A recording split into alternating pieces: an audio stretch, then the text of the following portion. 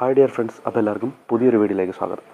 അപ്പോൾ തിരുവനന്തപുരത്ത് നൊസ്റ്റാൾജിയുടെ ഭാഗമായിട്ടുള്ള കുറേ റെസ്റ്റോറൻറ്റ്സുകളുണ്ട്. അതിലൊന്നാണ് നമ്മുടെ ഗുഡ് മോർണിംഗ് ഹോട്ടൽ. അപ്പോൾ വർഷങ്ങളായിട്ട് അവർ പ്രവർത്തിച്ചുകൊണ്ടിരുന്ന ആ ഒരു ലൊക്കേഷനിൽ നിന്ന് മാറി പുതിയൊരു ലൊക്കേഷനിലേക്ക് അവർ ഷിഫ്റ്റ് ആയിട്ടുണ്ട്. അപ്പോൾ പല വീഡിയോസ് നിങ്ങൾ കണ്ടിട്ടുണ്ടാവും. എന്തായാലും പഴയ ലൊക്കേഷനിൽ നിന്ന് ഒരുപാട് ദൂരമൊന്നുമല്ല, നമുക്കും അവിടെ പോയി ഒന്ന് എക്സ്പീരിയൻസ് ചെയ്യാം.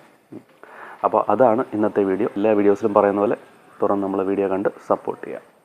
അപ്പോൾ ഇനി നമുക്ക് നമ്മുടെ ഫുഡിൻ്റെ ഒരു ടേസ്റ്റിംഗ് എക്സ്പീരിയൻസിലേക്ക് വരാം. കുറച്ച് ടൈം എടുത്ത് ഫുഡ് വരാൻ, വേറൊന്നുമല്ല, നല്ല തിരക്കായിരുന്നു. ഞാൻ പറഞ്ഞില്ലേ, ഞാൻ ഓർഡർ ചെയ്തത് പൊറോട്ടയും അതുപോലെ തന്നെ ബീഫും ആ ഒരു സെറ്റാണ് ഓർഡർ ചെയ്തത്.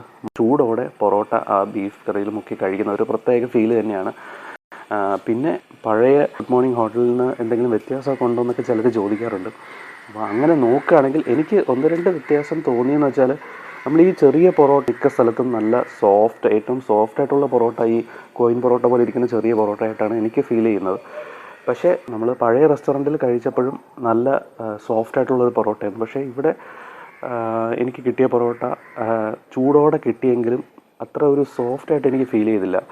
ഒരു നമ്മൾ പൊറോട്ട കഴിക്കുമ്പോൾ ഒരു ഫീലുണ്ടല്ലോ, ആ ഒരു ഫീൽ എനിക്ക് കിട്ടില്ല. അതെന്താണെന്നറിയില്ല. അത്രയും എനിക്ക് തോന്നുന്നു അവരത്രയും അത് അടിച്ച് പരത്തുന്നില്ല എന്നാണ് എനിക്ക് തോന്നുന്നത്. പൊറോട്ടയാകുമ്പോൾ നല്ലോണം ആ ഒരു അടിച്ചമർത്തിയാൽ മാത്രമേ നമുക്ക് ആ ഒരു സോഫ്റ്റ്നെസ് കിട്ടത്തുള്ളൂ. എനിക്ക് തോന്നുന്നു അത്രയും തിരക്കാരണം അവരത് അത്രയ്ക്ക് അങ്ങോട്ട് ഇത് പ്രിഫറൻസ് കൊടുക്കുന്നില്ല എന്ന് എനിക്ക് തോന്നുന്നു. എനിക്കറിയില്ല. എന്തായാലും പഴയ റെസ്റ്റോറൻറ്റിൽ ഇതിനെക്കാട്ടും നല്ല സോഫ്റ്റ് പൊറോട്ടയാണ് കിട്ടിയത്. ഞാൻ പാഴ്സലും വാങ്ങിച്ചിട്ടുണ്ട്. പാഴ്സൽ വാങ്ങിച്ചിട്ട് വീട്ടിൽ പോയിട്ട് കഴിച്ചപ്പോഴും അത്യാവശ്യം സോഫ്റ്റായിട്ടുള്ളൊരു പൊറോട്ടയും ബീഫുമാണ് കിട്ടിയത്. പക്ഷേ എനിക്ക് കിട്ടിയ പൊറോട്ടയും അത്ര സോഫ്റ്റായിട്ട് എനിക്ക് തോന്നിയില്ല.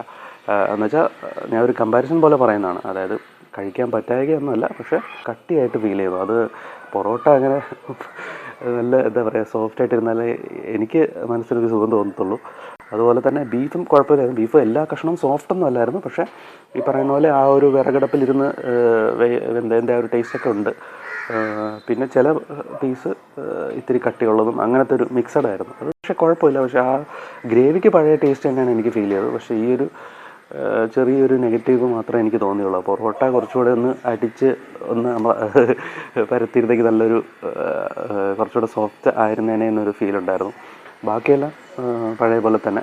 പിന്നെ ഈ പറയുന്ന പോലെ കുറച്ചുകൂടെ ഫാമിലി ഫ്രണ്ട്ലി ആയി, കുറച്ചുകൂടെ നല്ല സ്പേസ് ഒക്കെ ഉണ്ട് കഴിക്കാനൊക്കെ ആയിട്ട്. കുറച്ചുകൂടെ നീറ്റായിട്ടൊക്കെ എല്ലാവർക്കും പെട്ടെന്ന് കയറി ചെന്നിരുന്ന് കഴിക്കാൻ പറ്റുന്ന ഒരു ഇതൊക്കെ തന്നെ.